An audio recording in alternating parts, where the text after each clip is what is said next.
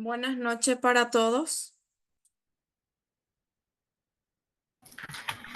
Buenas noches, profesora. Buenas noches, compañeros. ¿Qué tal por dónde están? ¿El humo qué tal? Hola, hola. Para yo las misiones mucho humo. Por acá Salto también. Yo estoy en Salto del Guairá, Nindeyu y mucho humo legalmente. La profe, ¿qué Lastimosamente. tal? ¿Todo bien? ¿Cómo estás? Todo bien también, gracias a usted.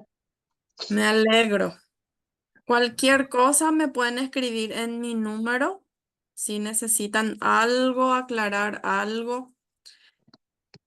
Puede ser de asignaturas anteriores, de lo que ustedes necesitan. Estamos para ayudar. Bueno, hoy iniciamos la primera unidad que se refiere a, voy a leer un ratito el programa de asignatura, investigación, análisis del trabajo a realizar en la institución. Es la parte teórica, ¿verdad? En la institución educativa, presentación y solicitud para realizar la investigación. Pero primeramente vamos a ver de qué trata una institución educativa. El apartado A, B, C, pero por parte vamos a ir. Entonces, voy a compartir un libro un ratito para analizar referente a lo que es un centro educativo y su sistema. Primero tenemos que conocer la gestión educativa, o sea que analizar lo que es una institución educativa en sí, de qué trata y todo eso para comprender, entender el contexto de lo que uno quiere investigar. Entonces, en nuestra clase luego es todo teórico, la parte teórica. El 2 seguramente que ya es la parte práctica. Mi computadora está un poquito lenta, así les pido paciencia.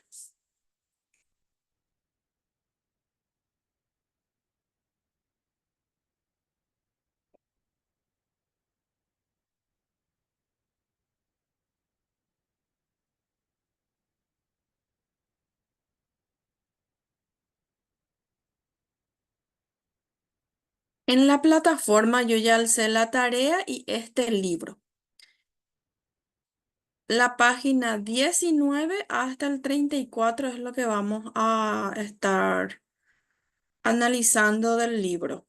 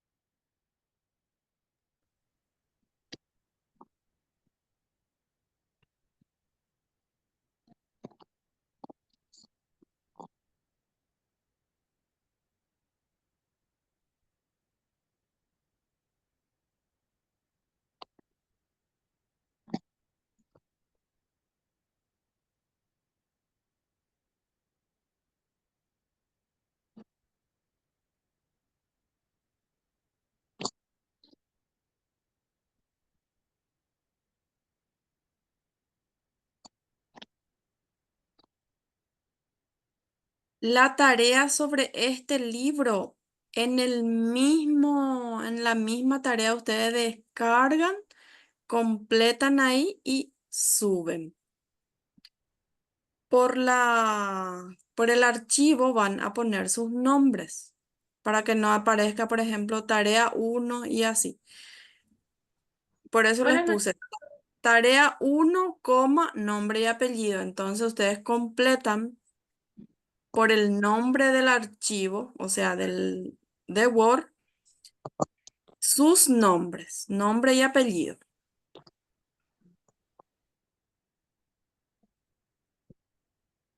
Un ratito.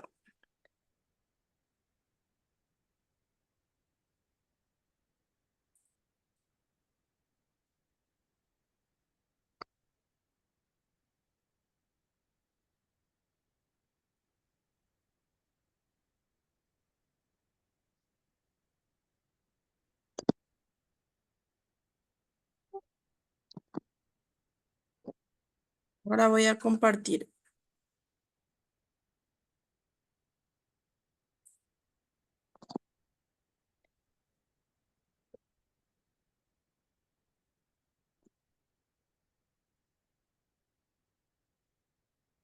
No sé si están viendo.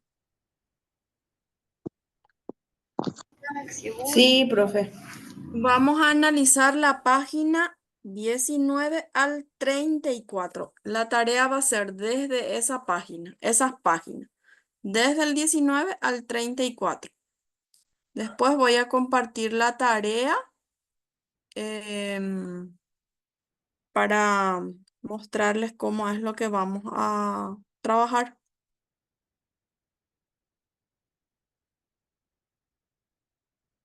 Capítulo 1. Los centros educativos como instituciones. Es la parte teórica. Sí, Buenas Zulema. noches, profesora. ¿Qué tal? ¿Todo bien? ¿Cómo estás? Bien, estoy con problemas del internet y no escuché la primera parte. O sea, la parte que escuché fue sobre una tarea. Y Sí, después al ya final, me conecté. al finalizar de analizar esta parte, les voy a mostrar, les voy a explicar. Ah, bueno, porque se me va y viene la energía acá y se desconecta el wifi, entonces estoy conectando por mi teléfono. Está bien.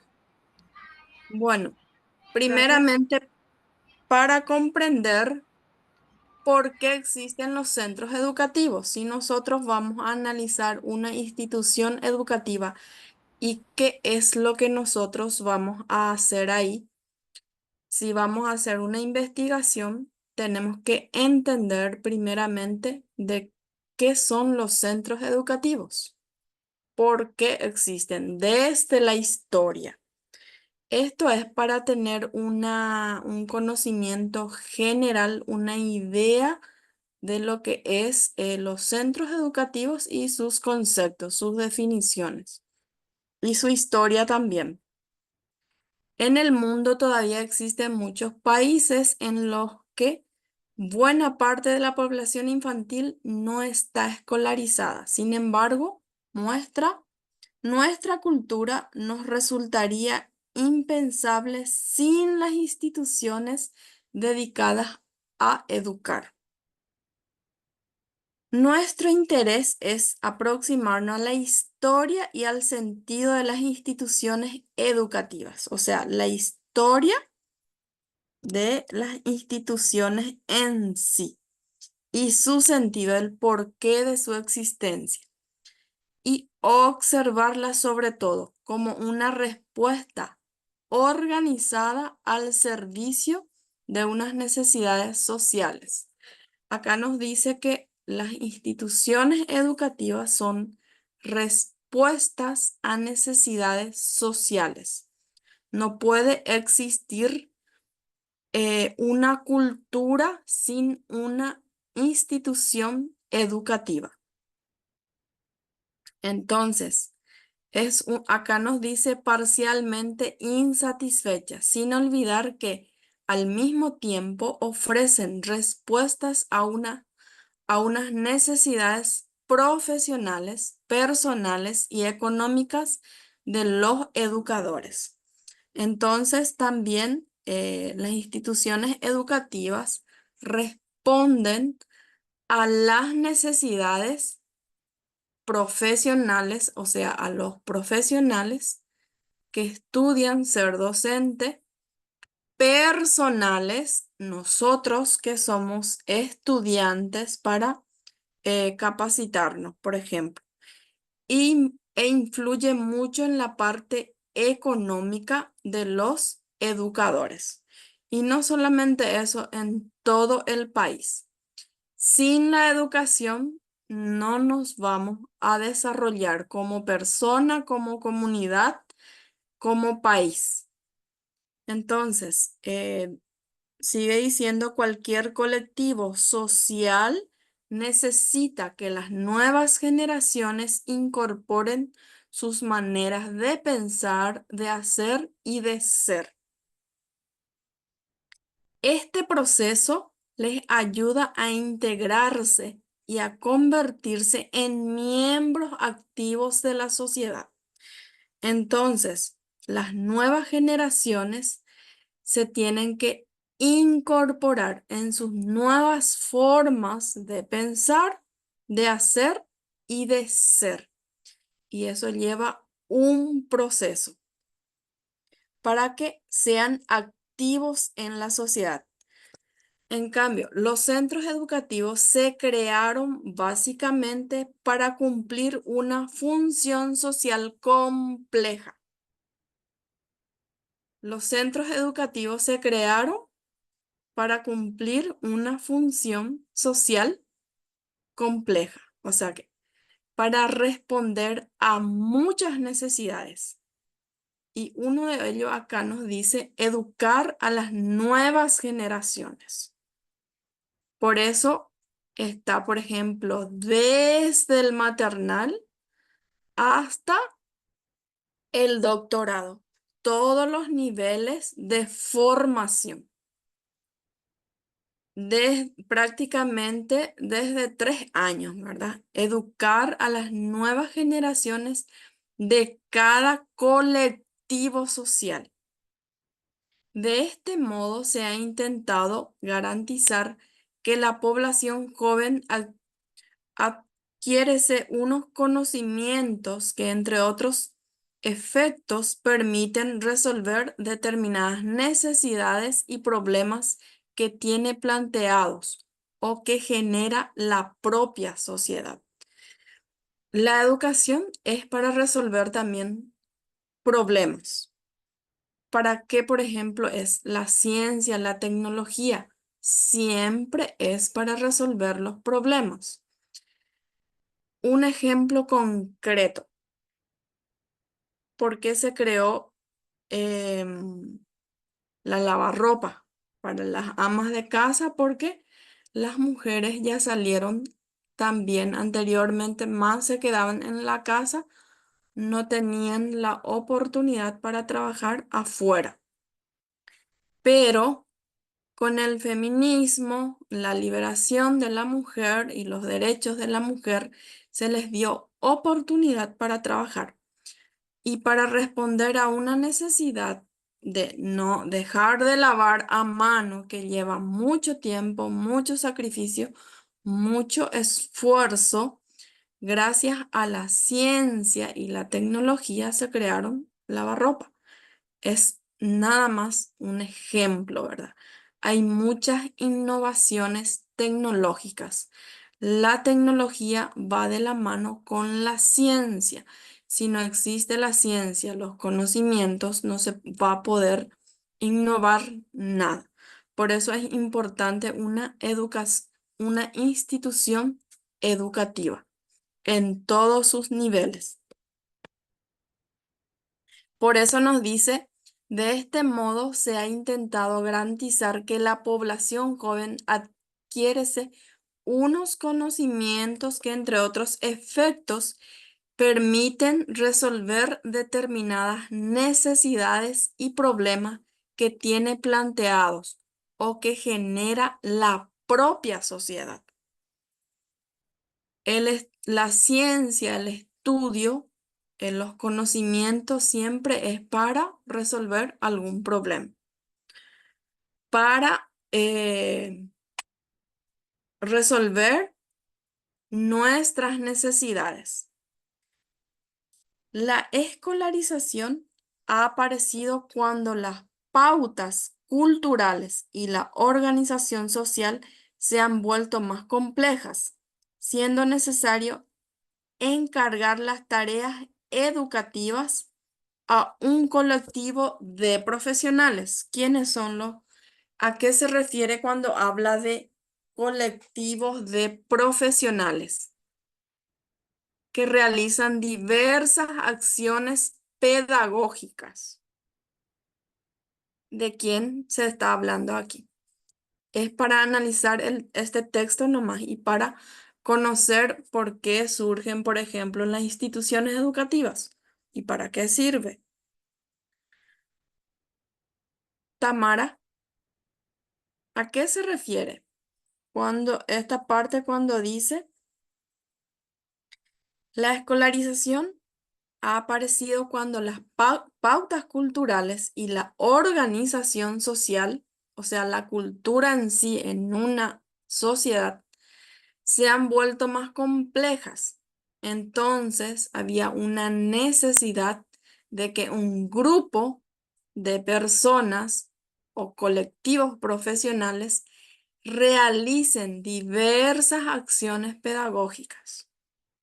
Este grupo de profesionales pedagogos, ¿quiénes son?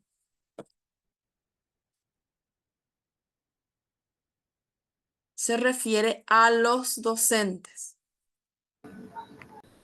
¿Está bien? Sí, sí, profe, disculpa, no sé qué le pasa a mi wifi que no sé si no me está funcionando, que pero me voy a desconectar un ratito y me voy a conectar a mi celular para que Dale, no pueda hay escuchar mejor. problema. Dale, gracias. Seguimos. En el momento actual, por ejemplo, los avances de la ciencia y de la técnica han dotado a nuestra sociedad de un cúmulo de conocimientos que precisan de un largo proceso educativo para incorporarlos. A su vez, es necesario ser consciente de las ventajas y también de los nuevos problemas que generan estos avances. Del ejemplo que yo les puse, ¿verdad? Que cada día tenemos desafíos que afrontar, superar y por eso siempre los docentes tienen una capacitación continua. ¿Por qué? Porque hay por los avances. Anteriormente nunca usábamos lo que es la clase virtual. Vino la pandemia y tuvimos que aprender y se quedó. Se quedó las carreras, por ejemplo, que se puedan llevar virtuales y por un lado también respondió a nuestras necesidades.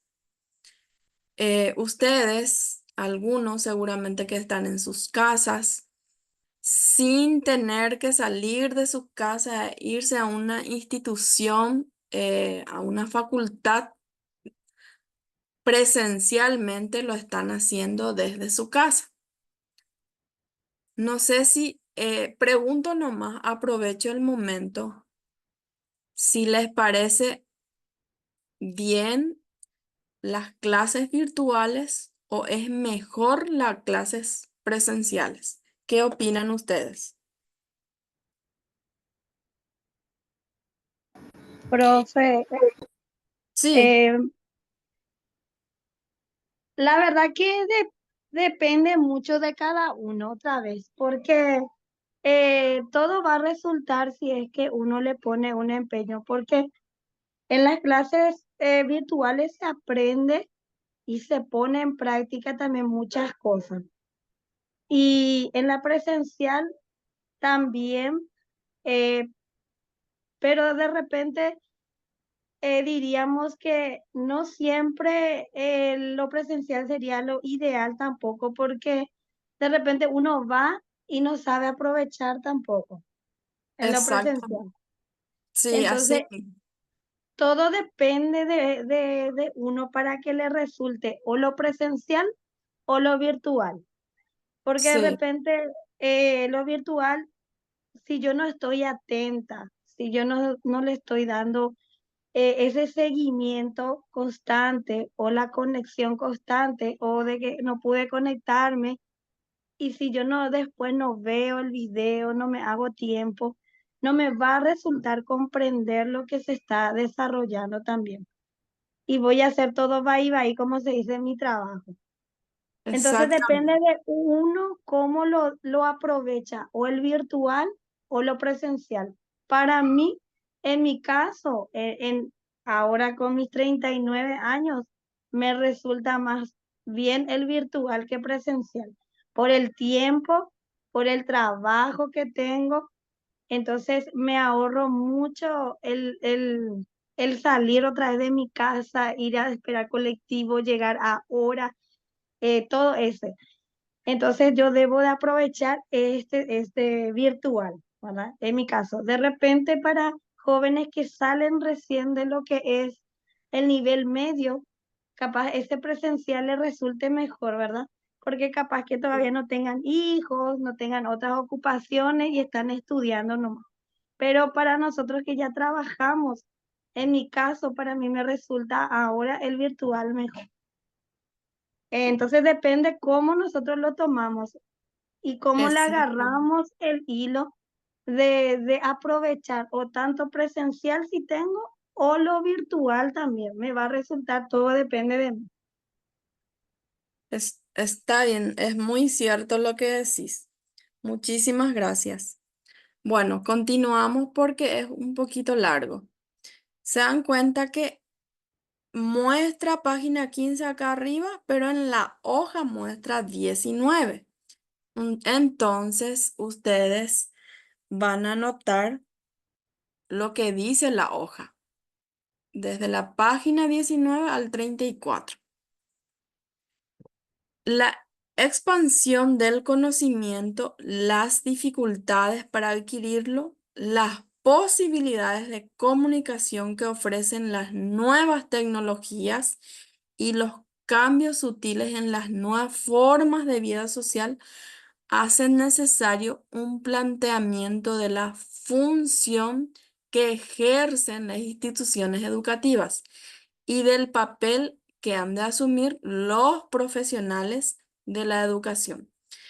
Por ejemplo, nos dice en los últimos años, los educadores han pasado de ejercer una función básicamente transmisora a plantearse cada vez más el papel de gestores que posibilitan la adquisición de conocimiento, sin olvidar la importancia de su función en el proceso de aprendizaje. Anteriormente, el papel más importante en la educación era el docente. Ahora cambio, es al revés, es el alumno. Ahora el docente tiene que solamente acompañar, guiar. El alumno es el protagonista de su propio aprendizaje. Es el constructor de su propio aprendizaje. Estamos en la era del constructivismo. Es una teoría del aprendizaje. Y anteriormente no era así. El docente es el que transmitía los conocimientos. Y lo que decía el profesor nada más era lo que valía, digámosle, ¿verdad? Ahora el docente tiene que guiar nada más. Y el alumno construir su propio aprendizaje de investigar, de leer, de tener ese interés de adquirir nuevos conocimientos, entonces tiene que investigar. Y nos dice, los centros educativos han ido cambiando a lo largo de la historia. Como concretar la educación depende de cada época y de cada lugar. La educación en general viene determinada sobre todo por las circunstancias culturales, sociales y políticas. En cada momento le son propias. Hay, por ejemplo, un sistema de enseñanza anterior y actual. Y eso depende muchísimo de las circunstancias culturales y políticas. Siempre se va a ir evolucionando y mejorando. Si hacemos un breve repaso histórico, podemos observar cómo la educación se ha ido ajustando a las características de cada situación. Y acá vamos a ver desde la Alta Edad Media. La sociedad de la Alta Edad Media se caracterizaba por tener unos estamentos muy marcados. Estaba la nobleza, el clero y el pueblo. Había una jerarquía. Entonces, la educación se organizaba sobre todo al servicio de la perpetuación de estos estamentos. Entonces, estaba al servicio la educación de la jerarquía. Es una época teocéntrica, con la cultura en manos de la iglesia. ¿Por qué dice teocéntrica? Dios en el centro. O sea, quien mandaba más en ese tiempo de una manera política era la iglesia. Después con el tiempo se fue separando, ¿verdad? La religión y la política. Ahora ya es independiente. Entonces, la cual creaba escuelas con la finalidad básica de preparar a los candidatos monjes o sacerdotes. La nobleza gozaba de una educación caballeresca, basada en la actividad física necesaria para la guerra y la caza. La educación le transmitía saberes, maneras de hacer, valores y normas propias de los caballeros. Las mujeres no se iban a la escuela. El pueblo estaba vinculado a la tierra y a los señores feudales. Eran como esclavos. El pueblo en sí no se iba tampoco en una institución educativa. Solamente eran de la realeza la educación. Se le adoctrinaba en el orden social y religioso establecido, pero no gozaba del derecho a la educación. Eso es en alta edad media. Y en alta baja edad media nos dice con el crecimiento de las ciudades y de la incipiente burguesía junto a las escuelas parroquiales, comenzaron a aparecer las escuelas municipales y gremiales que proporcionaban enseñanza elemental y formación técnica y artesana. Por ejemplo, se refiere a los oficios y la artesanía. Después, a finales del siglo XV, 1500 y transcurso de 1600, el humanismo llegó a ser el nuevo ideal pedagógico. Se dan cuenta que va cambiando con el tiempo. Es la época del humanismo, caracterizado por un retorno al pensamiento clásico y una nueva concepción del ser humano y de la vida. O sea, otra forma de mirada ya se tenía. Luego, en la segunda mitad del siglo XXVI, 1600, se crearon los colegios de la Compañía de Jesús y los gimnasios alemanes de Thun, vinculados a la Reforma Protestante. es cuando aparecieron la Reforma Protestante, para conocer nada más cómo fue la historia de la educación, a partir de los cuales surgió la enseñanza media. Entonces, en ese tiempo surgió la enseñanza media. Pero estas instituciones no estaban pensadas fundamentalmente para las clases altas de la sociedad.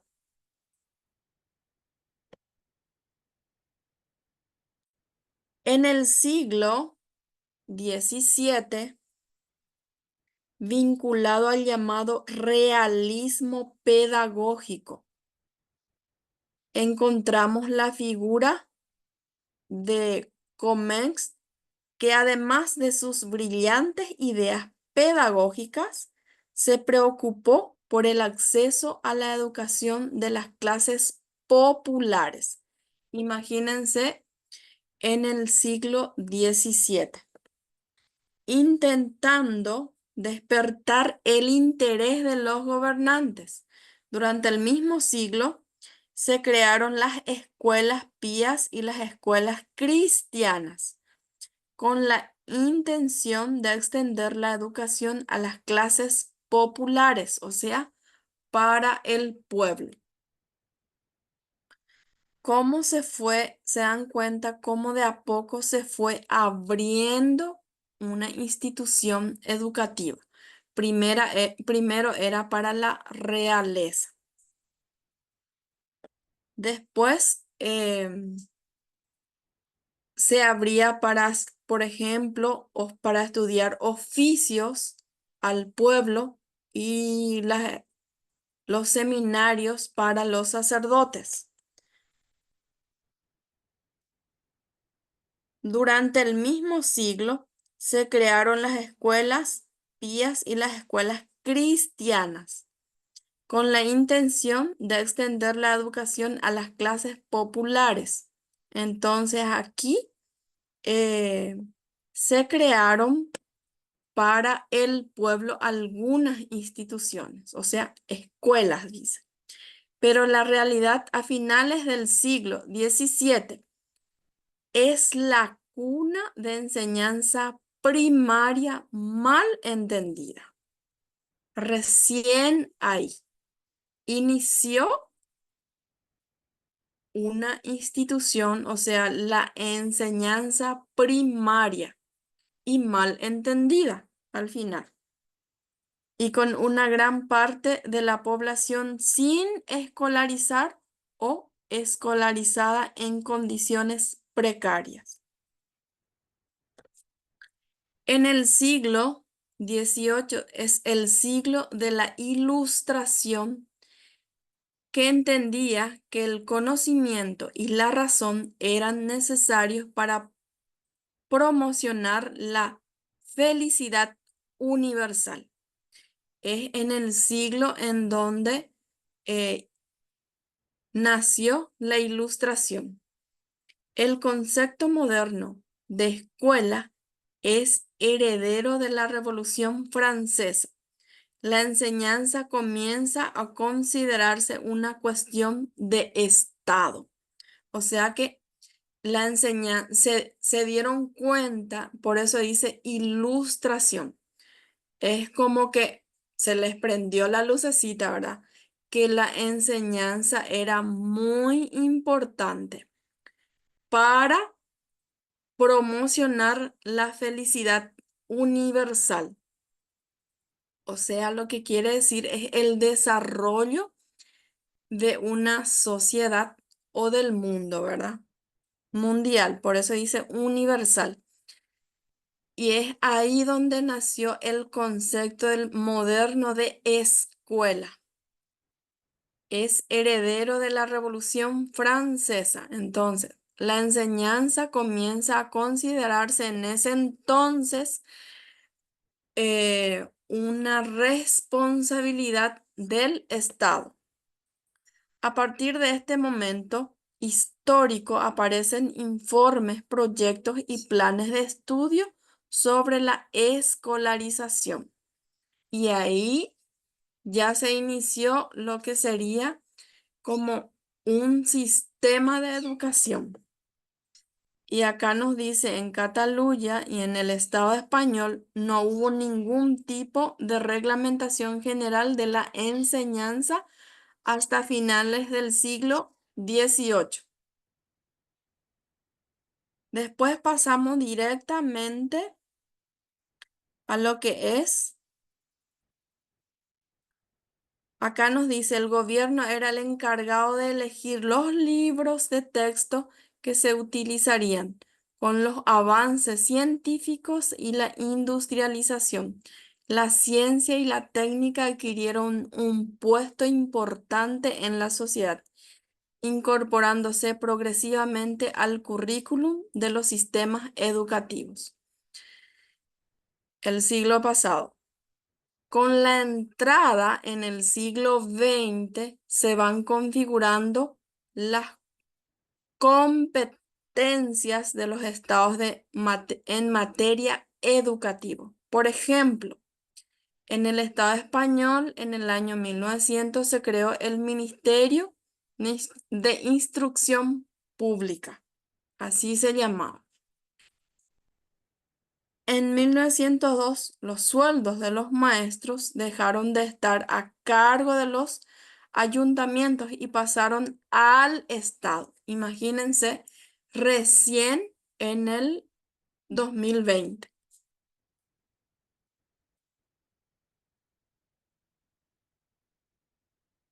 Y después, en el año 1946 se creó la UNESCO, organismo internacional encargado de impulsar la educación popular y la difusión de la cultura, independientemente de los sistemas educativos de los países miembros y sin intervenir en sus asuntos internos. La UNESCO se creó recién en 1946. Es el organismo encargado de lo que es la educación popular.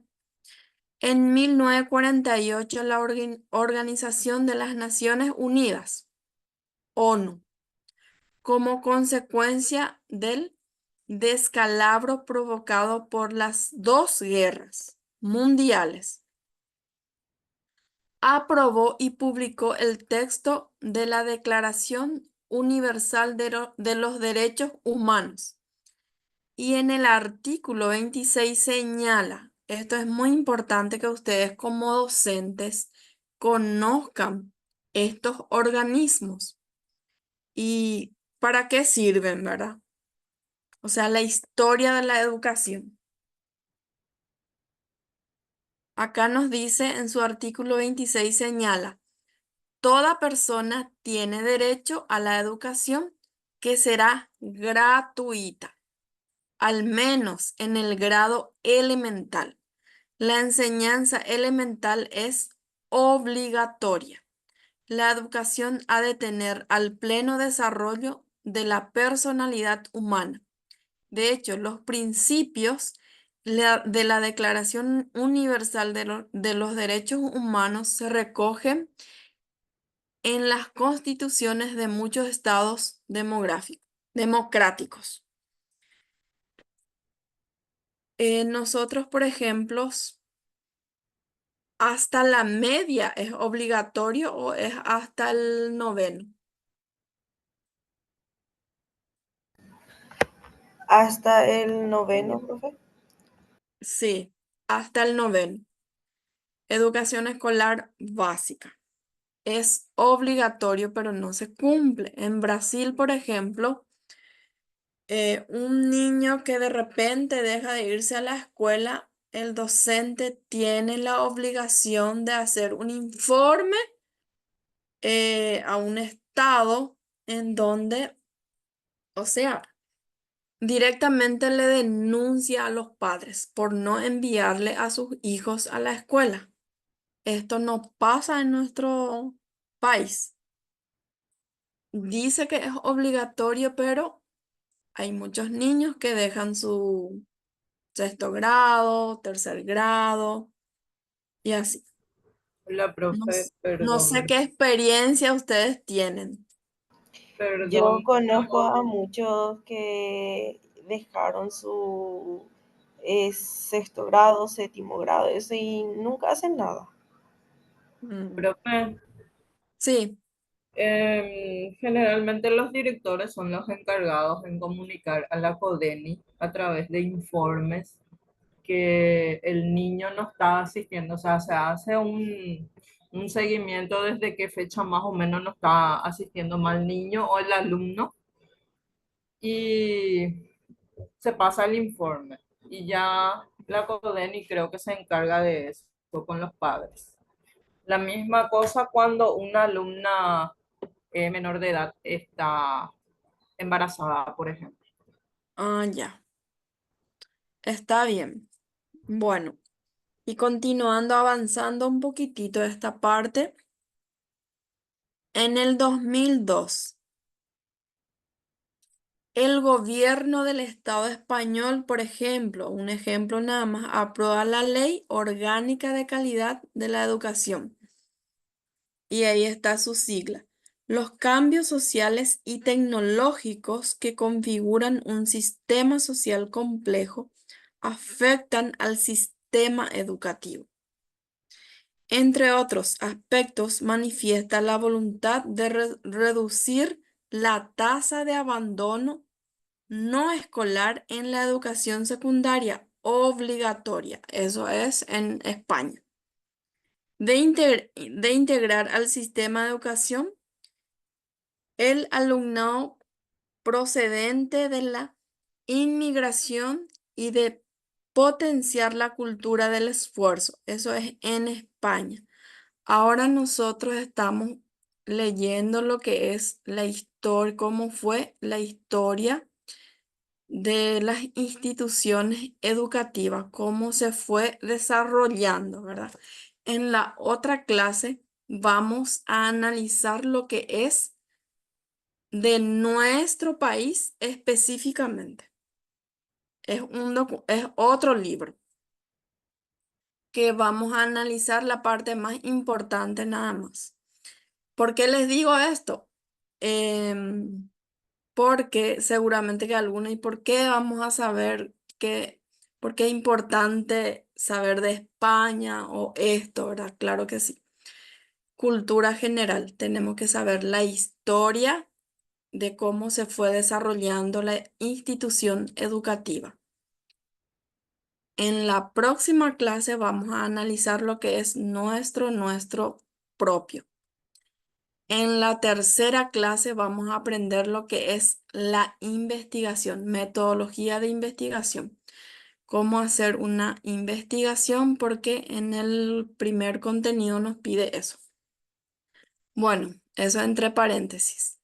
Del recorrido por esta historia se puede hacer una lectura destacando que se enseña, qué se enseña y cómo se enseña en relación con el contexto social, cultural y político de cada momento.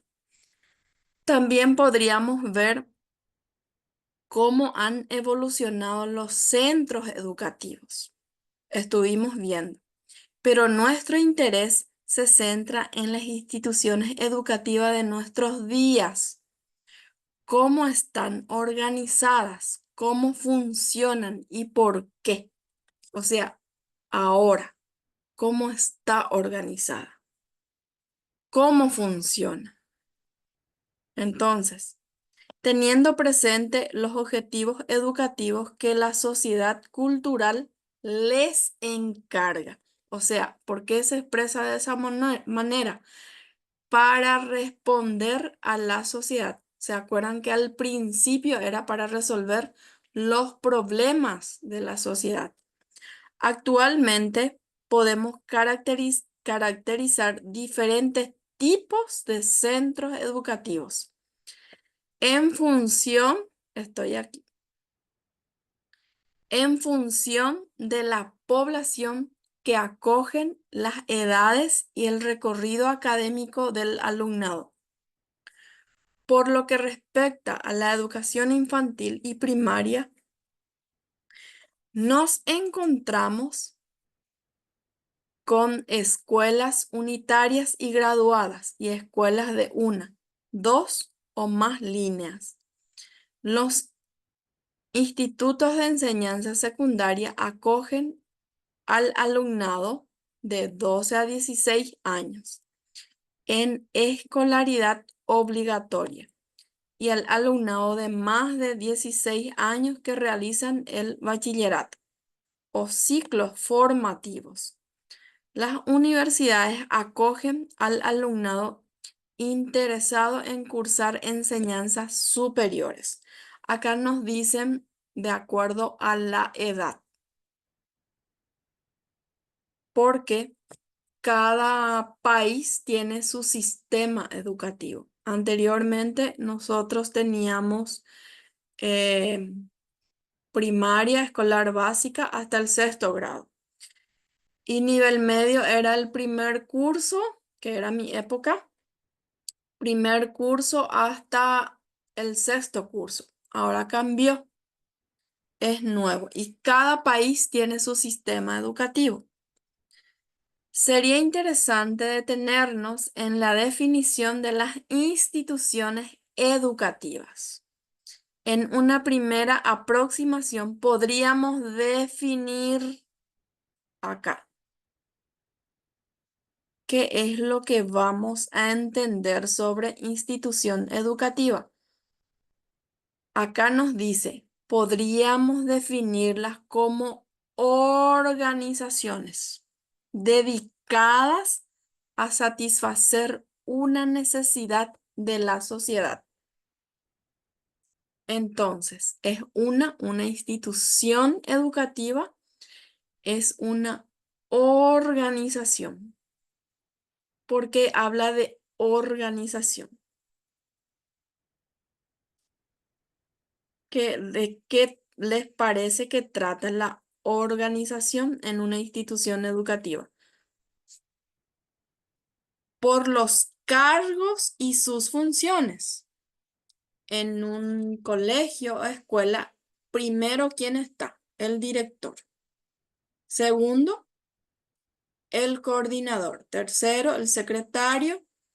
Está luego el plantel docente. Están los estudiantes y los padres de familia. Y todo eso en general conforma lo que es la comunidad educativa. Entonces hay una organización. ¿Y para qué esta organización? Es para satisfacer una necesidad de la sociedad. ¿Cuál es la necesidad de la sociedad? ¿Quién quiere responder?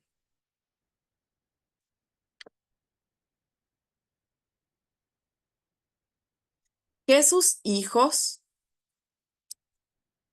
aprendan, reciban una educación formal. ¿Por qué digo formal? Porque al término de un ciclo, ellos van a recibir un certificado, por eso es formal. Va a haber un documento y ese documento va a estar registrado en la institución que ese alumno terminó sus estudios. Entonces, la educación de la población, esa responde a la necesidad de la sociedad. ¿Y cuál?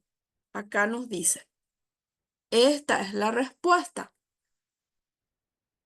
La educación de la población. Y cuando hablamos de educación ahora mismo y entendiendo de lo que es la competencia con enfoque a competencia, que cómo es un niño educado, digámosle, si solo aprende las asignaturas o el docente ahora tiene que enseñar para la vida. En el sistema anterior era así. uno aprendía todo lo referente a las asignaturas. Ahora no es así.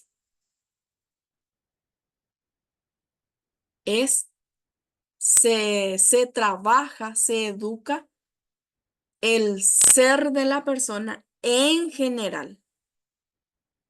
Sus conocimientos, sus habilidades, sus actitudes, su convivencia con los demás. Entonces, todo el ser de una persona es lo que se busca educar. Según el modelo de llevar a cabo esta función social, diferenciamos 4 niveles de toma de decisiones o de análisis de dichas instituciones. El primer nivel de análisis corresponde al contexto sociopolítico que enmarca el sistema educativo. Entonces, se tiene en cuenta el contexto sociopolítico. Por eso hay, por ejemplo, asignaturas básicas y asignaturas específicas. O sea que hay asignaturas que son obligatorias desde el inicio. ¿Cuáles son esas asignaturas? Matemática, comunicación, después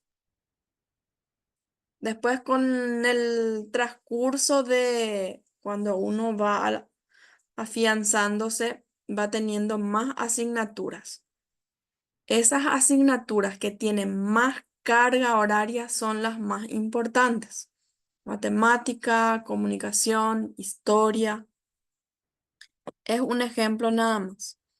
El sistema social, político, cultural y económico de un país definen junto con su momento histórico la normativa que rige la práctica educativa. Pero a la vez estas prácticas influyen en el contexto sociopolítico que las condiciona. Entonces, el primer nivel se tiene en cuenta, ¿verdad? Para responder qué aspecto. Contexto sociopolítico, o sea, la parte política y la parte social. Responde a las necesidades de la sociedad y también se tiene en cuenta en cada época, en cada momento, el sistema social, político, cultural y económico de un país y su momento histórico. ¿Por qué habla de momentos históricos? Anteriormente, en la época de la dictadura, había pocas escuelas porque al gobierno no le favorecía que el pueblo eh, sepa, sino que el pueblo sea sumiso. Por eso no había muchas escuelas. Doctor Francia, por ejemplo, casi muy pocas escuelas abrió en la época del doctor Francia. Bueno, eso es entre paréntesis. Se tiene en cuenta entonces el contexto del país, su historia, pero a la vez estas prácticas influyen en el contexto sociopolítico que las condiciona. Y eso es hasta ahora.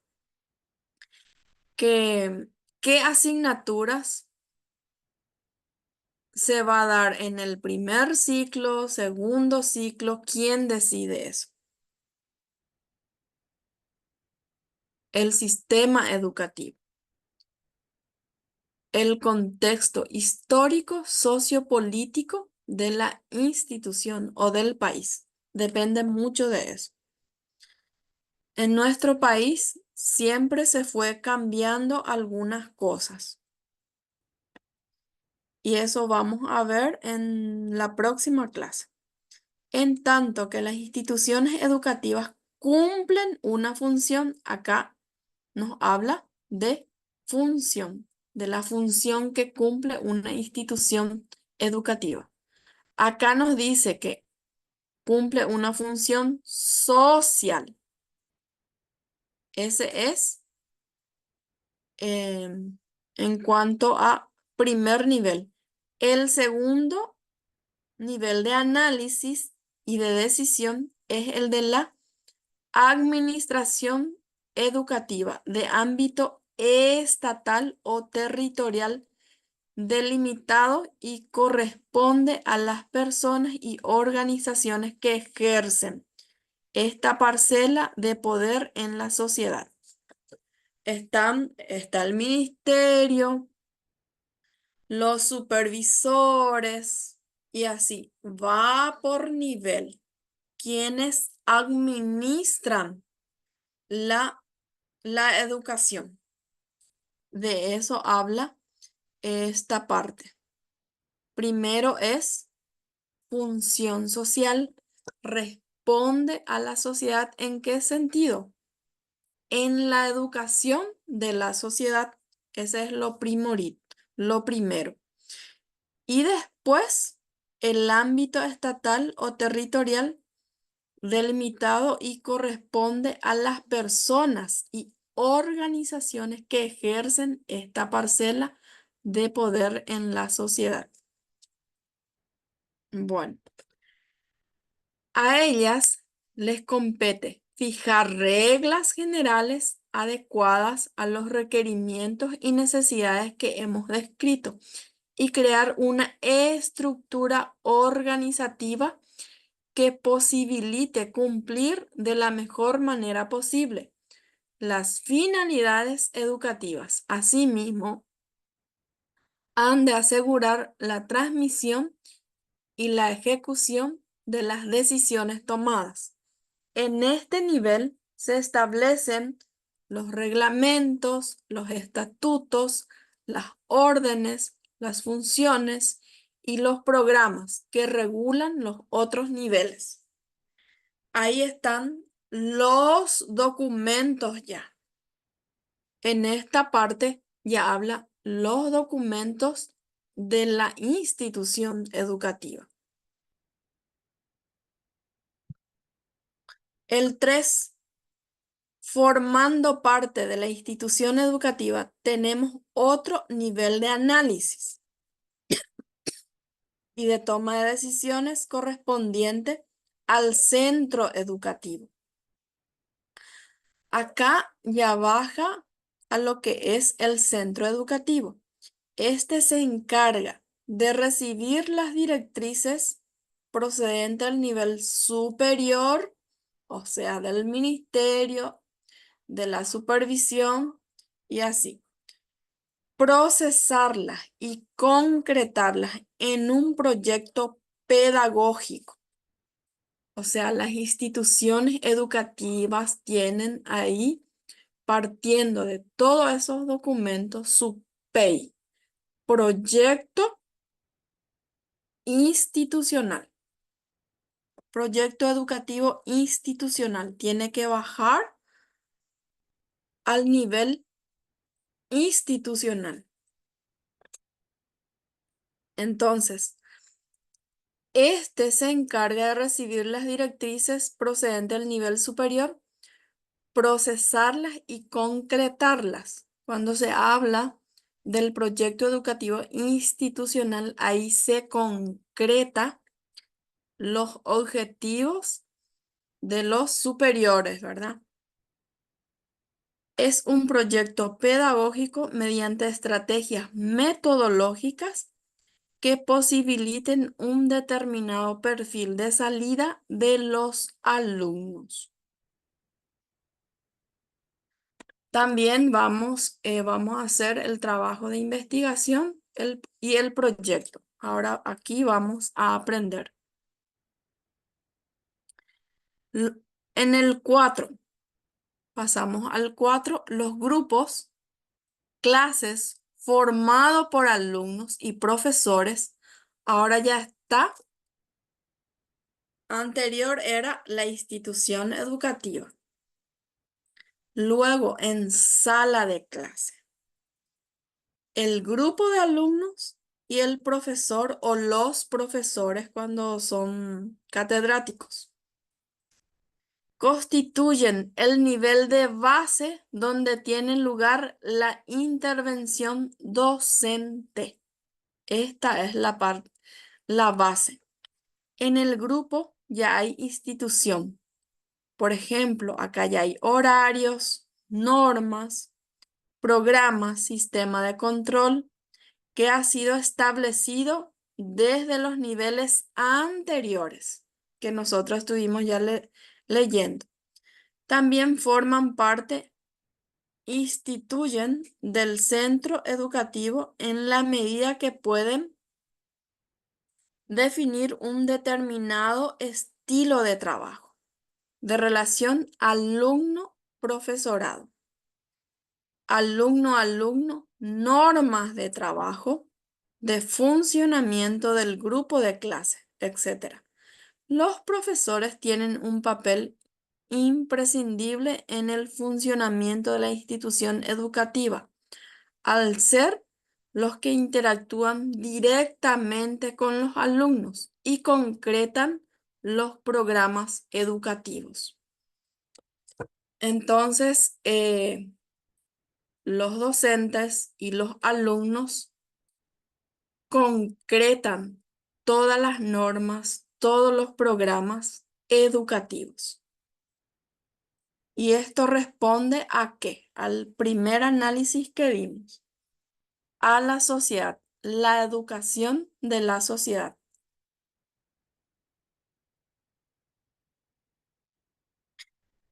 Centramos nuestra propuesta de análisis en el tercer nivel mencionado, el de los centros educativos, teniendo en cuenta que constituyen un nivel de toma de decisiones educativas que no podemos aislar del resto. El análisis de centros debe considerar el funcionamiento del centro teniendo en cuenta los determinantes que los condicionan. ¿Cuáles son los determinantes que le condicionan? Acá está. La normativa, los grupos de poder, la comunicación que se establece con los otros niveles, o sea, con la supervisión hablando en nuestro lenguaje, en nuestra realidad, con los otros niveles. Los centros educativos constituyen un sistema que forma parte de unos marcos más amplios, el sistema sociopolítico, el sistema educativo en general de los que depende y a los que influye. Las escuelas en institutos se rigen por las normativas vigentes en cada momento, pero las actuaciones de cada centro, los proyectos que llevan a cabo y los resultados que consiguen influyen a la vez en el sistema educativo en general. Es como una rueda, una cadena. Todos dependemos unos del otro. El primer nivel, el segundo nivel, hasta el tercer nivel.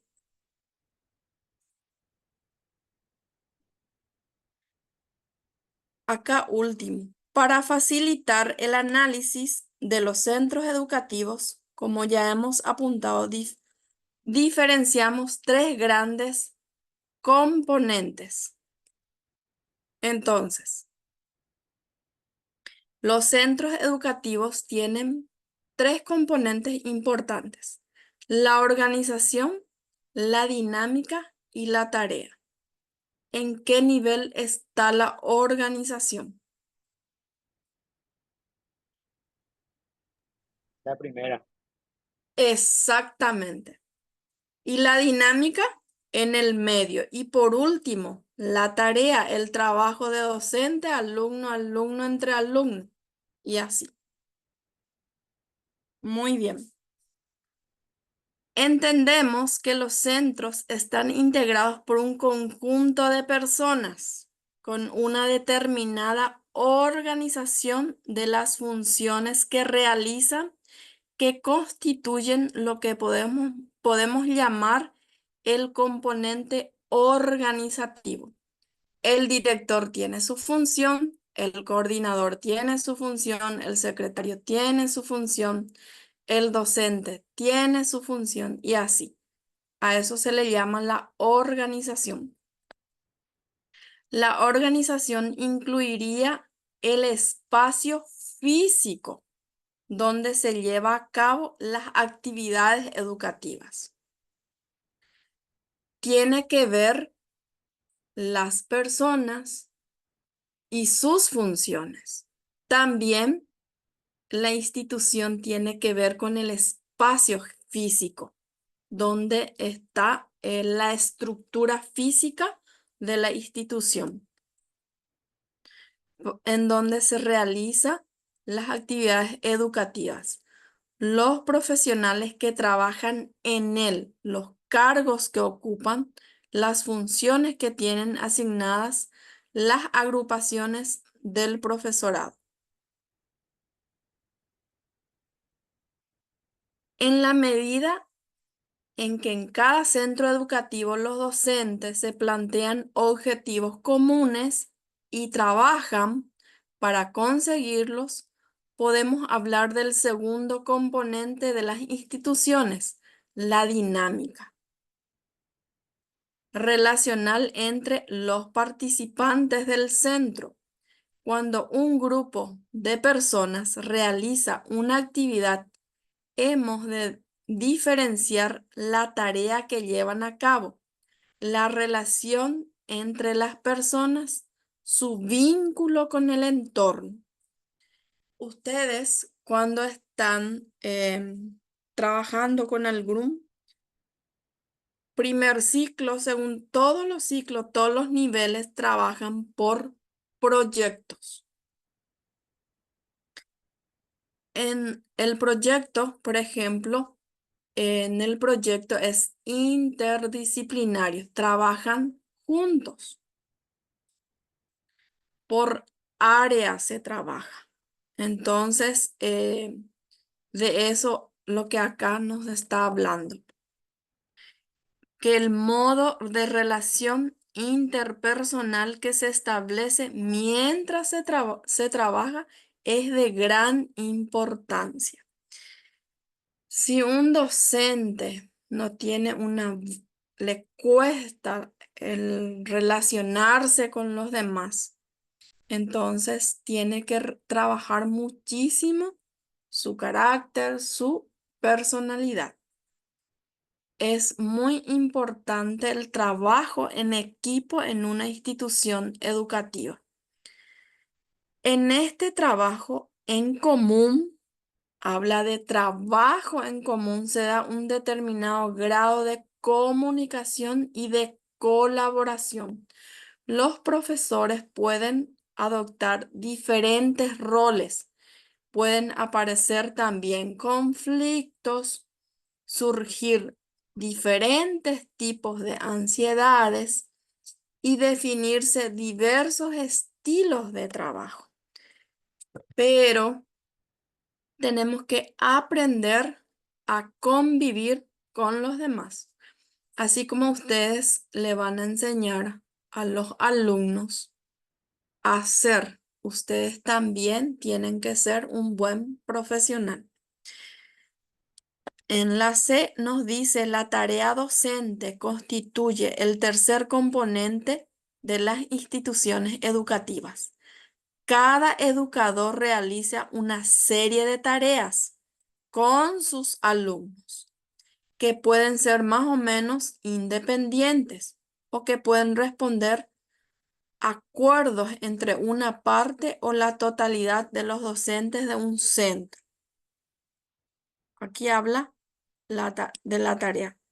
Cada educador realiza una serie de tareas con sus alumnos que pueden ser más o menos independientes. Bueno, ese ya acá.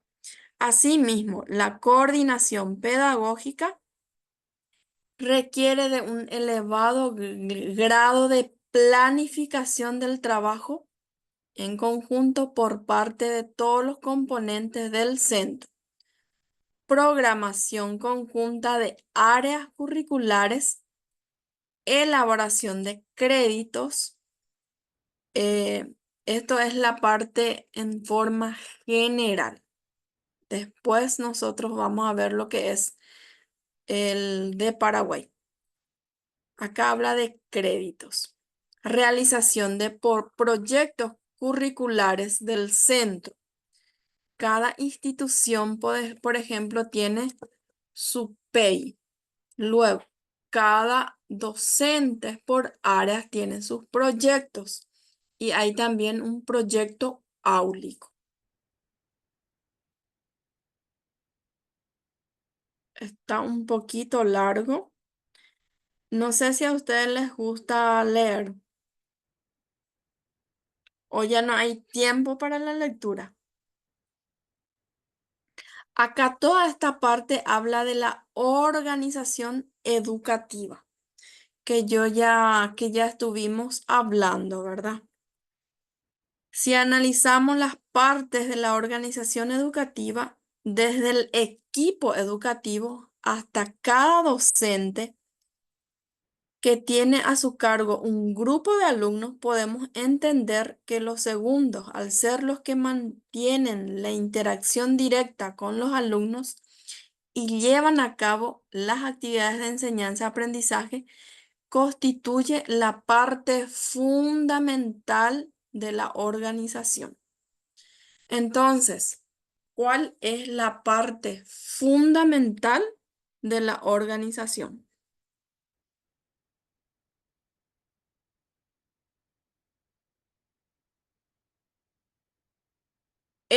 La interacción directa que existe entre el docente y sus alumnos, donde se produce el proceso de enseñanza-aprendizaje.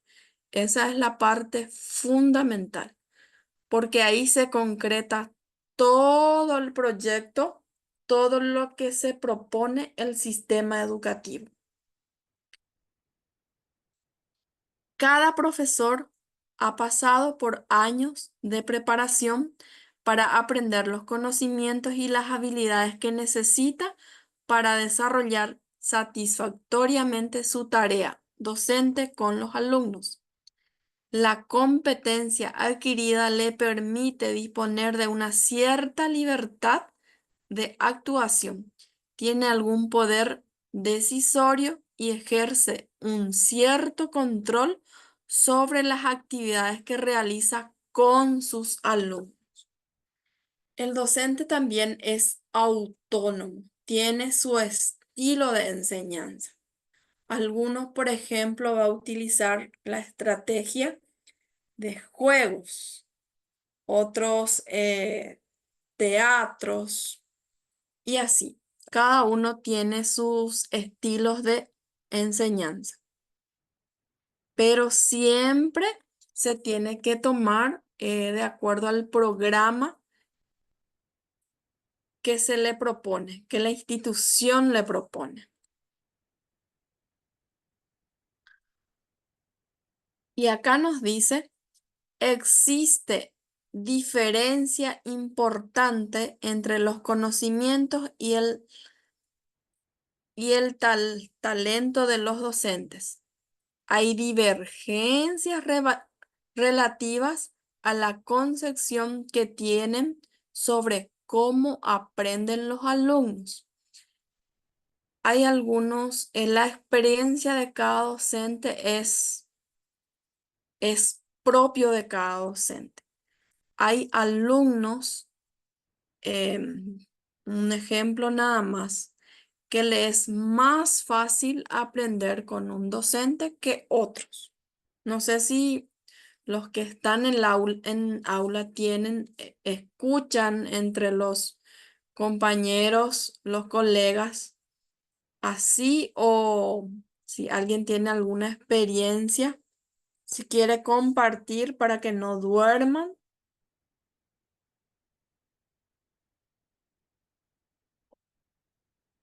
Algunos profesores dicen no atienden mi clase.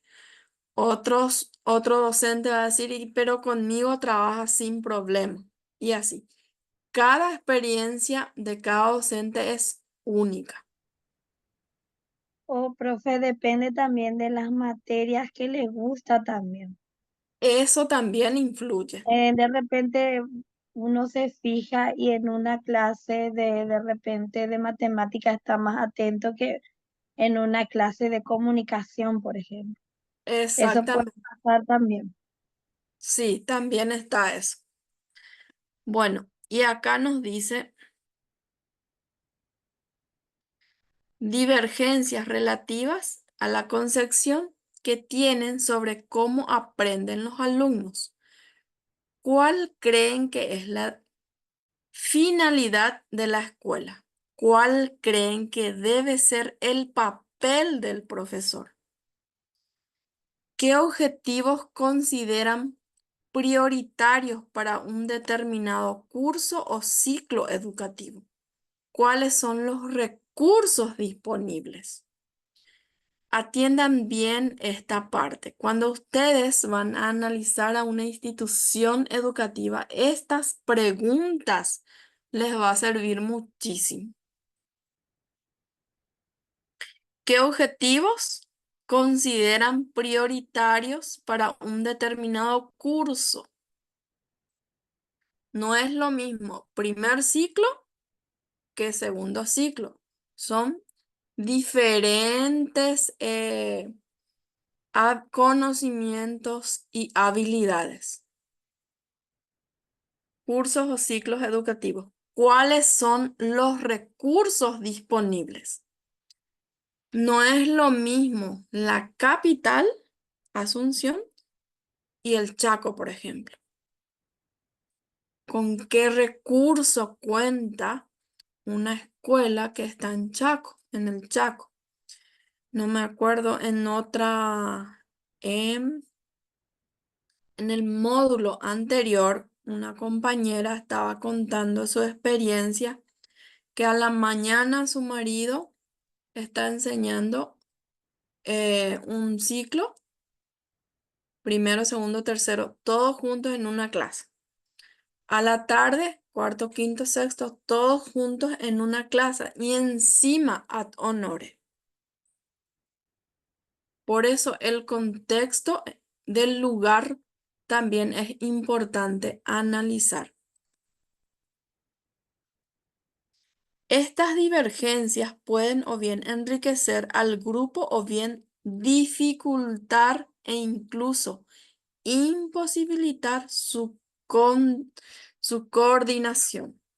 La forma como se conciben estas diferencias y su adecuada gestión son elementos básicos para poder alcanzar determinados niveles de coordinación en los centros. Hay centros en los que se pueden abordar según qué temas, porque los docentes son conscientes de la presencia de enfoques demasiados distanciados y de los conflictos que puede generar su abordaje. Eso es lo que les dije, ¿verdad? El ejemplo. Cada institución tiene su propia realidad, sus propios recursos, sus propias posibilidades. El proceso de organización se produce dentro de cada centro educativo. ¿Se dan cuenta? La organización en una institución no va a ser igual que en la otra. Por el ejemplo que yo les di de la compañera que estuvo contando, ¿verdad? Cada realidad es distinta. De este modo, las actividades e interacciones entre los miembros de la organización se va repitiendo y rutinizando. Una rutina, ¿verdad? En otras palabras, la organización se va burocratizando en la medida en que va adoptando un determinado funcionamiento. Una serie de conductas, actuaciones y respuestas se van repitiendo de manera idéntica. Eso ya depende de cada institución. La sensación de seguridad y control que transmite a los integrantes de la organización en algunas ocasiones tiende a hacer que su funcionamiento pase a un primer plano y se pierda de vista la función social que debe cumplir. ¿Cuál es entonces la función social? La educación de la sociedad. O sea, que los medios desplacen los objetivos y en consecuencia se acabe actuando sin tener claro por qué se actúa. O sea que lo más importante cuando se burocratiza todo, que los medios son lo más importante. Y eso no debería de ser, sino responder a las necesidades de la sociedad.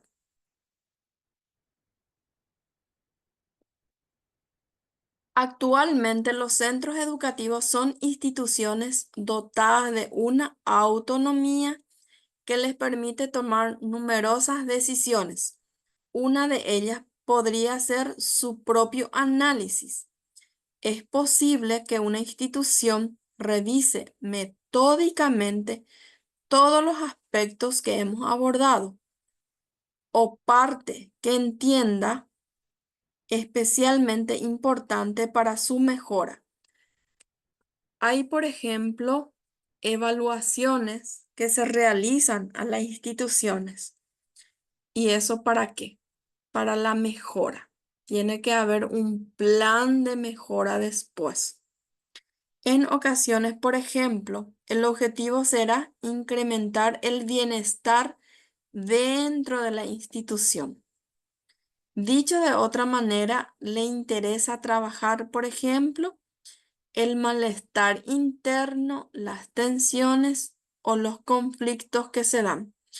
En otras ocasiones, el objetivo, hablando de la evaluación, será la mejora de las respuestas educativas, por lo que tendrán que revisarse los grandes apartados que ya hemos mencionado, pero no hemos de olvidar que dentro de un sistema los cambios en una parte afectan al sistema como un todo.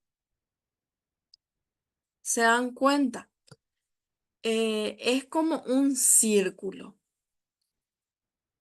Cuando hay necesidad, ya sea en el contexto social, en la sociedad, hablando específicamente de los alumnos de ahora, el sistema en sí tiene que incorporar o mejorar, tiene que innovarse para mejorar. Y eso afecta no solamente en una parte, nos dice el material, sino a todo el sistema en sí.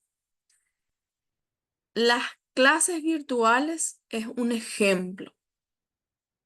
Hubo una necesidad y le afectó a todo el sistema y se quedó ya. La mayoría de las instituciones de educación superior, por ejemplo, solo ofrecen carreras virtuales, yéndonos por ese lado, ¿verdad?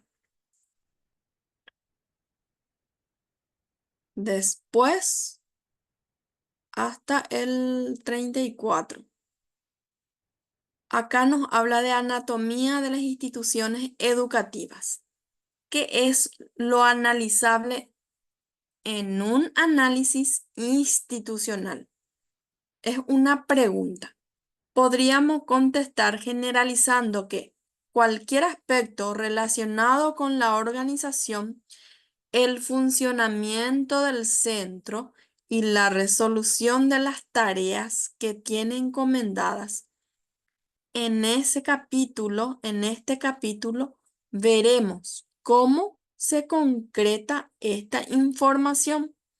Para ello, lo hemos organizado en los 3 bloques que usamos como esquema de referencia. Miren, estructura, dinámica y tarea. Como todo el capítulo anterior se va a concretar en estos 3. Estructura, dinámica y tarea. Y también por esta razón hemos diferenciado en cada uno de ellos una serie de apartados a tener en cuenta. Los apartados que incluimos no tienen protección de exhaustividad, pero entendemos que son suficientes como material de partida. Entonces acá vamos a analizar estos 3. Los siguientes puntos pueden utilizarse como pauta de reflexión sobre los temas que muchos centros deberían poner sobre la mesa. Si un asesor externo en funciones de analista acompaña el proceso, puede utilizar este material como base para sistematizar el análisis. Está hablando del documento nada más. Acá. La pregunta base. ¿Qué analizar de un centro educativo? Esta pregunta ustedes tienen que tener anotado cuando van a hacer una investigación en una institución. ¿Qué analizar en un centro educativo? Puede precisarse interrogando sobre qué analizar de la estructura. Te pone 3 aspectos importantes: la estructura, la dinámica. La estructura es la parte física de una institución, la escuela, colegio, ¿verdad? Es el material en sí, la estructura física. La dinámica sería la organización, la tarea, el trabajo del docente con los alumnos, el trabajo directo. Puede precisarse interrogando sobre qué analizar de la estructura. Entonces, primero es la estructura, de la dinámica y qué de las tareas. O sea, 3 aspectos se puede tener en cuenta para analizar una institución educativa. Si accedemos a un nivel superior de concreción, podemos decir lo siguiente: el análisis de la estructura organizativa de un centro educativo se puede concretar al menos en el análisis del funcionamiento de la organización. Si hablamos de análisis, estructura organizativa, estamos hablando de la organización y sus funciones de cada uno, de la director, coordinador,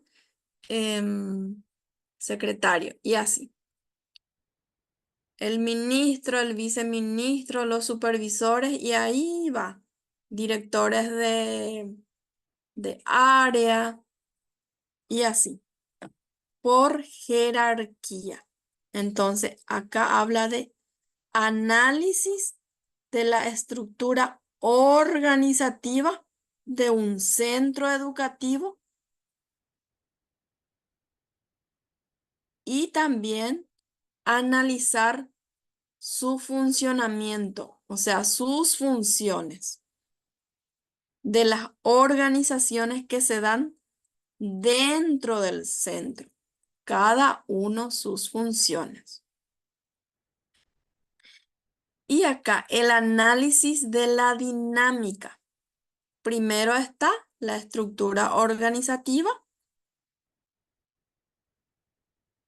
y después la dinámica de los equipos. Puede incluir, entre otros aspectos, de revisión de la claridad, precisión y grado de consenso de los objetivos que el centro se plantea, de los roles que juegan los diferentes componentes. Acá explica claramente qué es lo que se puede analizar en cada esquema. En los esquemas están la organización, la dinámica y la tarea, ¿verdad? ¿Y qué es lo que se va a analizar en cada apartado? En este segundo análisis, en la dinámica, ¿qué incluye? Objetivos que el centro se plantea, los roles que juegan los diferentes componentes, la comunicación existente en el centro de las relaciones entre los profesionales, de la forma como se da la toma de decisiones, de los conflictos, de la aparición de ansiedades de dentro del equipo docente, de los estilos de trabajo de los componentes del centro, de los indicadores sobre el buen funcionamiento del grupo. Esta parte también están las normativas, las reglamentaciones, los proyectos de la institución. El proyecto áulico del profesor. Y por último, el análisis de la tarea puede considerar en revisar al menos los valores asumidos por el centro. ¿Cómo se concreta la atención a la diversidad, los objetivos y contenidos, la metodología utilizada en el centro, la evaluación y la tutoría, orientación de los alumnos? El tercer análisis, todos los aspectos que se puede analizar en un centro educativo. Se dan cuenta cómo les va a ayudar a ustedes, cómo se puede hacer un análisis de un centro educativo, una investigación.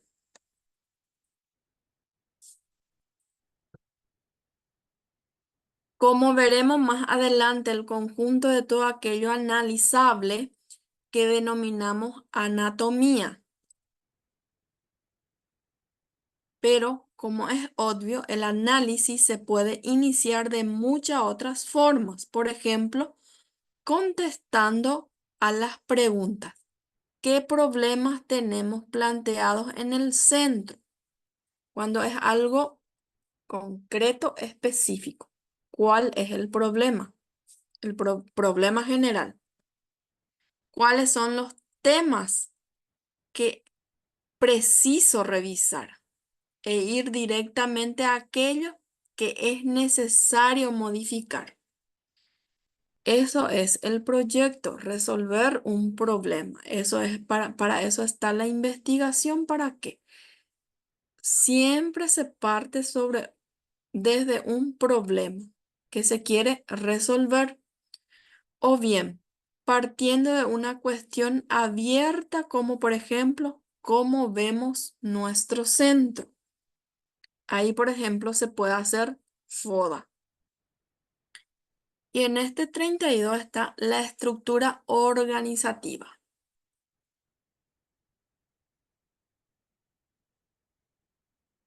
Los centros educativos requieren una correcta organización para poder llevar a cabo las funciones que los docentes tienen asignadas.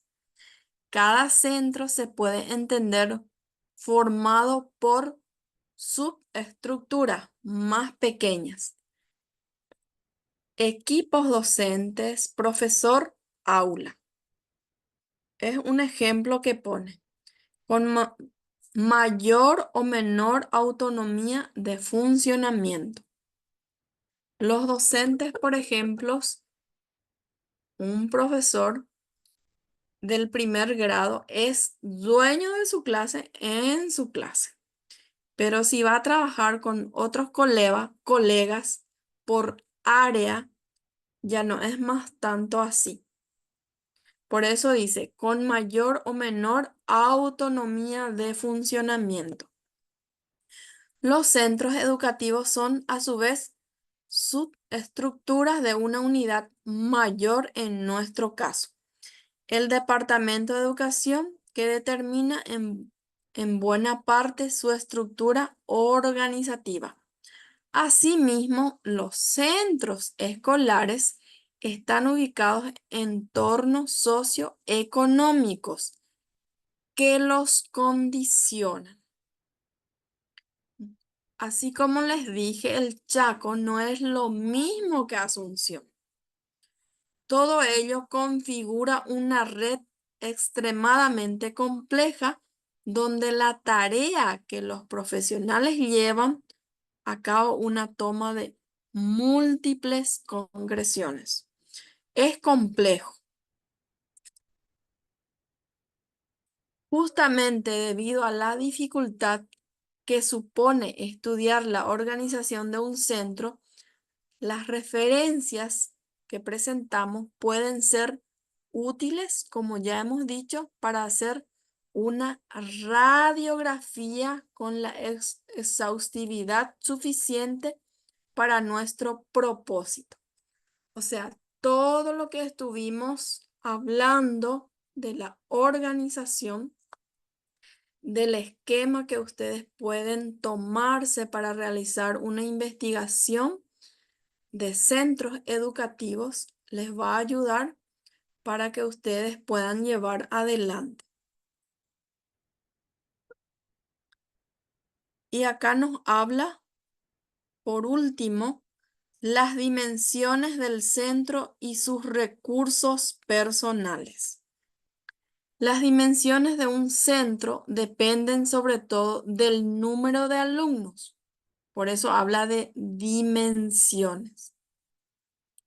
Matriculados en cada ciclo de las etapas educativas que atiende. Infantil, primaria, secundaria. Ambos factores condicionan de modo muy significativo su estructura organizativa. Las dimensiones de un centro marcan en gran medida su organización. Cuanto más grande es, más compleja resulta. No es lo mismo 100 alumnos que 600 alumnos en una institución educativa. Requiere más de recursos. Entonces, ya precisa de recursos personales. Hay mucha diferencia. La manera de hacer y de ser de cada integrante de un centro es relevante para la organización que se conforma. La idiosincrasia de los profesionales influye claramente en el tipo de organización que se establece. Entre las múltiples posibilidades existentes. Por ejemplo, dicen, eso ya depende mucho cuando la institución tiene años de ejercicio, ya tiene una cultura de cómo se organiza. No es lo mismo que que se está iniciando, por ejemplo. Una mayor proporción de profesionales definidos o provisionales establece un carácter de transitoriedad o de estabilidad en el trabajo. En relación con el profesorado de nueva incorporación, es importante tener presente las informaciones y transmitir y las actuaciones a realizar para favorecer su óptima integración. Por lo tanto, dentro de este punto, el centro que se analiza puede concretar su situación en los siguientes aspectos. Por ejemplo, las etapas educativas que atiende el número de alumnos matriculados y los niveles y grupos que tiene a su cargo. Este aspecto también se tiene que tener en cuenta cuando se va a evaluar, o sea, se va a analizar, se va a investigar una institución educativa.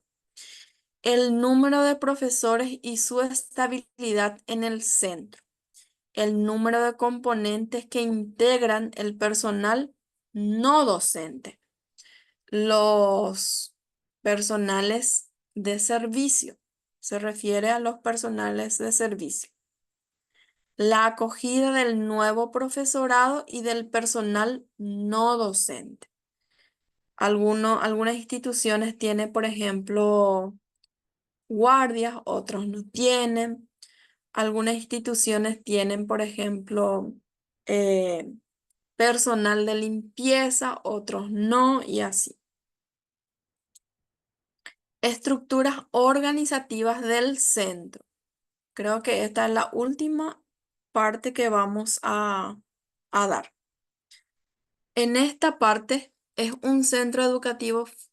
Funcionan diferentes agrupaciones de profesorado con un número variable de componentes en cada una.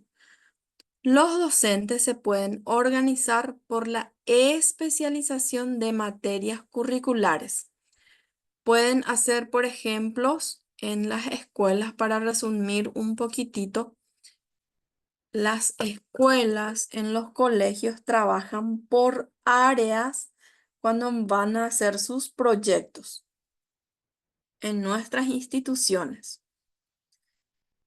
Y acá habla de eso, de la estructura organizativa del centro. En un centro educativo hay órganos unipersonales y órganos colectivos con funciones diferenciadas. Algunos de estos órganos se encargan prioritariamente de la gestión del centro. Se refiere a los directivos. El director, el coordinador y la secretaria, que llevan los documentos a la supervisión. Algunos de estos órganos se encargan, nos dice, prioritariamente de la gestión del centro, o sea, que del centro educativo, mientras que otros tienen asignada una función más pedagógica que se refiere a los docentes. Entre los órganos unipersonales destacan el director, el jefe de estudio, el secretario, el coordinador pedagógico, los jefes de departamentos, los coordinadores de ciclos, los coordinadores de tutores, los órganos colectivos y así, ¿verdad? Hay diferentes, eso dependiendo de la realidad de cada institución. Acá en este último, dentro de este apartado, pues se da paso a los siguientes temas. Por ejemplo, los órganos colectivos verticales que funcionan en el centro. Verticales, para que ustedes sepan este término, se refiere a los equipos directivos, comisiones, departamentos o claustro. Y los órganos colectivos horizontales se refieren a ciclos. eh, equipos de nivel o equipos de tutores. Docentes, por ejemplo, encargados por ciclos o por niveles. Eso es horizontales. Y nuestra clase es hasta aquí. No sé si entendieron algo, si quieren preguntar algo, comentar. Ahora mismo voy a compartir la tarea un ratito.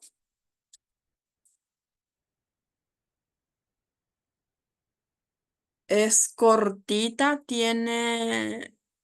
se puede hacer una o dos hojas. Es poner, por ejemplo, desarrollo, o sea que introducción, desarrollo, conclusión. En el desarrollo van a poner lo que a ustedes les pareció más importante que dimos, lo que aprendí. En la conclusión van a poner lo que ustedes aprendieron de esos que pusieron en el desarrollo. Un ratito voy a abrir para poder compartir.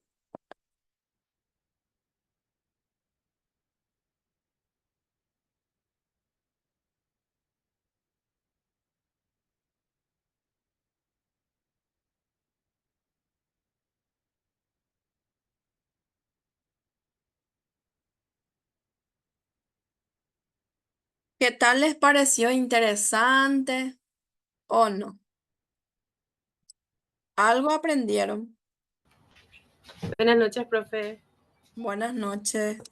Sí, súper interesante cómo fue evolucionando la educación, cómo eran antes de aquellas personas que podían y no podían estudiar, Exactamente. ¿Y las, cómo es los ahora? niveles que ponían para eso y cómo ahora hay tantas posibilidades, tantas oportunidades para las personas y no saben aprovechar Aprovechar. la mayoría, sí.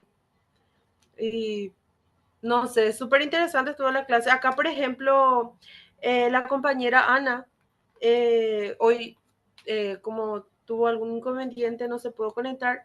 Ella es profesora de adultos mayores y hay muchas personas ya de diferentes edades que están continuando sus estudios y algunos procuran, profe, y yo admiro a esas personas que están intentando porque se les está dando esa oportunidad y están aprovechando. Qué Y bueno. hay jóvenes que, no sé, dejan nomás su estudio, capaz tengan las oportunidades, tengan todos los recursos, pero igual ya no les interesa y dejan de balde y muchas veces en muchos lugares, acá por ejemplo en varios negocios, para que, no sé, contraten aunque sea para limpiadora, necesitan su documento de bachiller terminado y varias personas, no sé, no pueden ni trabajar de limpiadora para, Así, para nada. así mismo. Y bueno, y la tarea esta es una guía de trabajo individual, vale 5 puntos. Aquí mismo ustedes completan, puede ser una hoja, dos hojas, y lo que estuvimos analizando desde la página 19 de la hoja, de donde empezamos, hasta el 34. Elaboración de un ensayo destacando los más relevantes, lo que a vos te llegó más, te parece más importante, ¿verdad? Entonces, puede ser una hoja o dos hojas, ya depende de cada uno. Este archivo, no sé si ustedes están viendo el nombre, tarea uno, nombre y apellido. Ustedes le van a completar con su nombre, ¿entienden? Porque algunos alzan tarea uno, tarea pone, ¿verdad? Ni su nombre pone en la hoja. Al bajar, yo no sé de quién es. Entonces, pongan también sus nombres y por el archivo en sí. No sé si hay alguna duda, pregunta sobre esto. desde la página 19 hasta 34. Y por hoy es más que suficiente, creo que ya dimos 2 clases acá. Prácticamente 2 horas. Bueno, y les agradezco mucho por estar, por seguir, por acompañarme y les deseo los mejor de los éxitos. Nos vemos el próximo lunes. Los lunes vamos a tener clase así virtual y para el miércoles yo voy a alzar la tarea. ¿Está bien? Súper, profe. Muchas gracias. Muchas gracias a ustedes. Buenas noches. Buenas noches. Buenas noches, profe. Buenas noches.